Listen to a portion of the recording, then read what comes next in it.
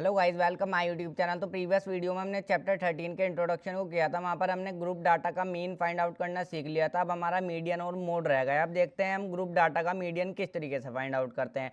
अब देखो, median find out करना बिल्कुल आसान है। सबसे पहले फॉर्मूले को देख लेते हैं। सबसे पहले हम मीडियन क्लास को फाइंड आउट करेंगे। वो किस तरीके से करेंगे, देखो मैं जाऊँ यहाँ पर सभी की बात करता हूँ। n/2 क्या है, f क्या है, cf क्या है। तो मैं जाऊँ सबसे पहले n/2 की वैल्यू को निकालूंगा।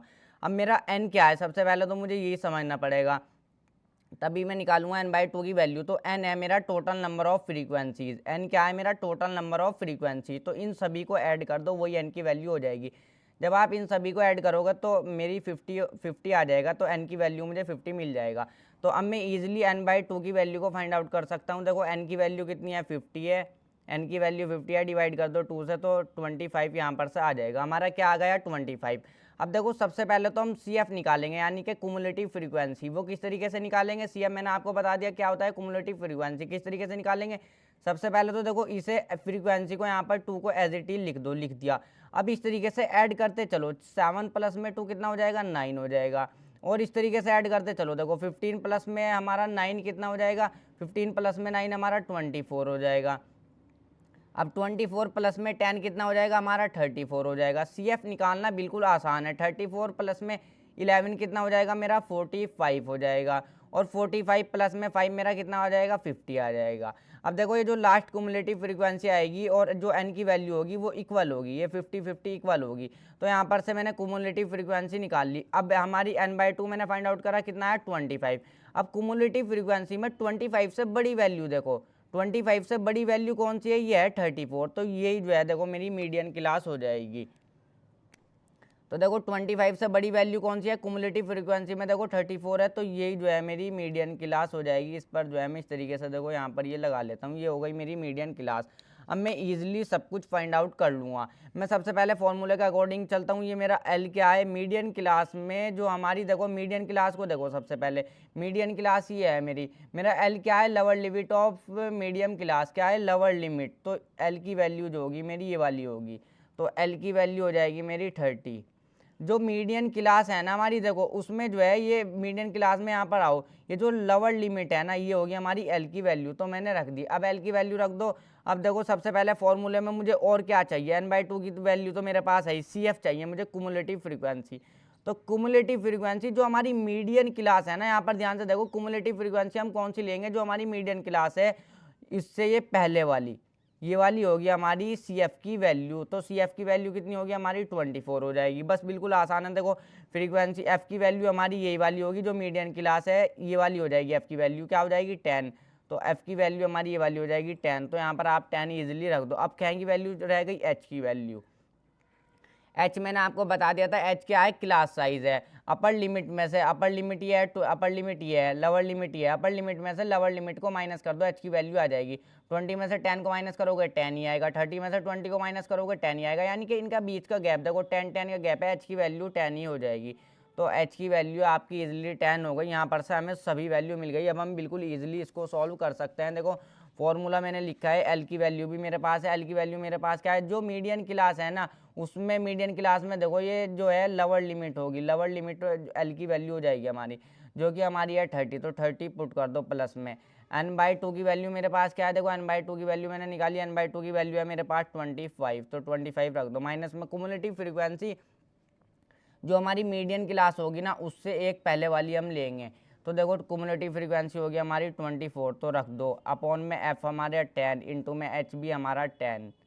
H है हमारा क्लास साइज, देखो मैंने आपको बता दिया। यहाँ पर आप अपर लिमिट में से लोअर लिमिट को माइनस करोगे तो सब जगह 10 ही मिलेगा। तो बिल्कुल आसान है, इसको सॉल्व कर लो। 30 प्लस में यहाँ पर 25 माइनस 24, तो ये तो हमारा 1 ही आ जाएगा। और अपॉन में 10 और इंटू में 10, देखो इसको ब्रैकेट हटा लेता हूँ मैं। 30 प्लस में 1/10 और इंटू में 10, 10 से 10 कट जाएगा।